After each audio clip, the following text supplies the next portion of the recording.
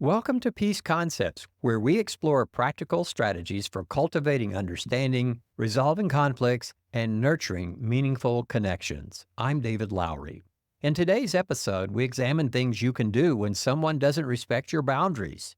Building on what we discussed previously, boundaries are like invisible fences protecting your mental well being. Imagine them tailoring your personal space for comfort, both physically and emotionally. Healthy boundaries foster respectful relationships by safeguarding your time, energy, and emotions. This lets you give your best to yourself and others. Boundaries are unique to each person, just like comfort zones.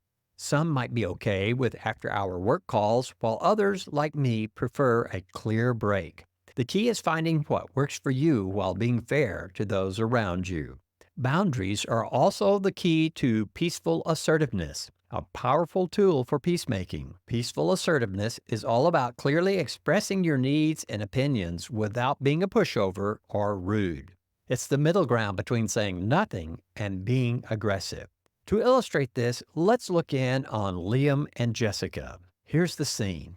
They've just made a presentation, and they're standing backstage. Everybody is impressed. Jessica is feeling relief that the pressure is off, but Liam looks pale and nervous. Jessica says, "We did it. That went even better than I hoped." And Liam says, "Yes, that was a great presentation, but I need to tell you something. Is everything okay?" Not exactly. You see, I messed up the data for the projected sales figures. I plugged in the wrong formula and the numbers are off. Way, way off.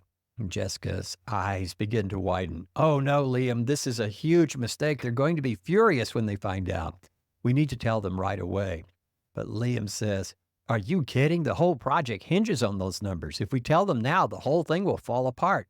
My career is on the line." But Jessica says, "Liam, we can't keep quiet about this. It's my presentation too, and they'll blame me eventually. This isn't fair."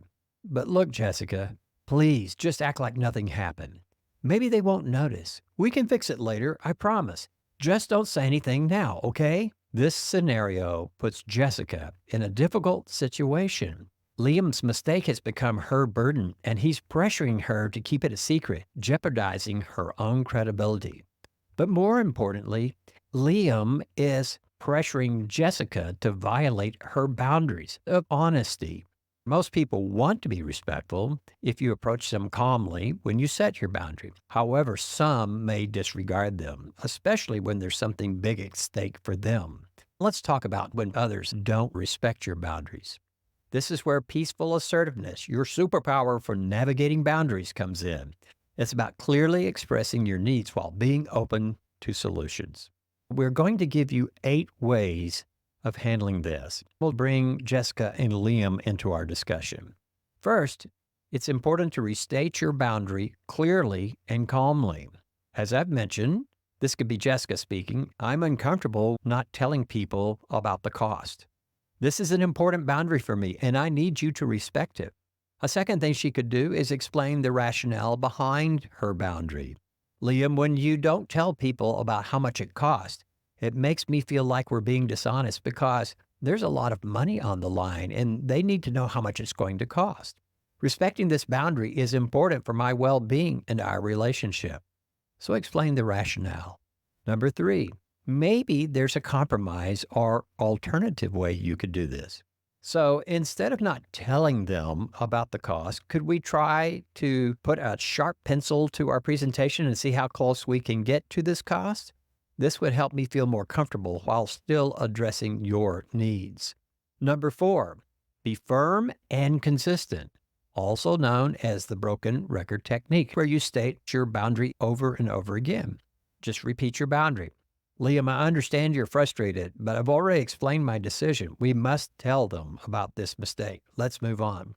And if Liam continues to disregard the boundary, calmly restate your stance again and again. "We must tell them about the mistake. We must tell them as soon as possible." And be willing to follow through. Number 5, seek support if needed. Sometimes a person has power over you and can violate your boundary if they want to. If the person is unwilling to respect your boundaries, Get a neutral third party, such as a counselor or a mediator or somebody else in the company to help you facilitate a resolution. Number 6, limit your engagement with people. If you meet someone with a domineering personality, you might need to limit your engagement with them. Liam, I appreciate your input, but I'm going to need some time to process this. Can we revisit this later? Number 7, sometimes you have to disengage. If the person continues to violate your boundaries, you may have to get away from the situation, at least temporarily, to protect your well being. For instance, if someone's interrupting you, talking loudly, being rude or disrespectful, try saying something like, "Look, I'm not going to tolerate being spoken to like this. I'll talk to you later when we can both speak calmly to each other." And the last one is be willing to take a time out.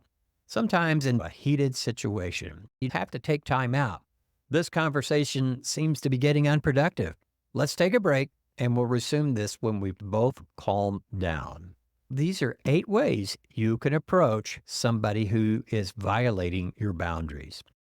Asserting your boundaries isn't about being aggressive or confrontational. It's about clearly communicating your needs and standing firm in your values while remaining open to finding a mutually acceptable solution. When someone disregards your boundaries, that's news you can use, and you have to decide what you want to do next. We can't control others' actions, but we can control our response. This might involve setting a consequence, like ending the conversation, or making a bigger decision, like walking away from a toxic job, friendship, or relationship. Prioritizing your well-being is always within your control. The next step is up to you. We hope you found this discussion of boundaries insightful and useful. We invite you to stay tuned for future episodes of Peace Concepts and encourage you to like, share, and subscribe to our channel. In the meantime, let's commit to fostering understanding, resolving conflicts, and nurturing meaningful connections in our daily lives. Peace Concepts is produced by Peaceful Life Productions.